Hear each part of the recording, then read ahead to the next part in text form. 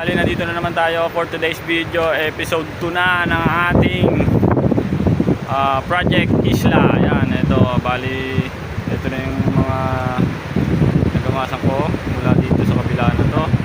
Ito yung dating may mga kahoy dito. Ayan, dating pinagtistisan ng kahoy. At ito naman yung ito na yung pinakagilid niya, papunta naman doon sa kabila. At parating naman doon sa may kubo natin na yun, yung ginagawa natin kubo. Ayan, makikita nyo yun. Bali maganda na siya.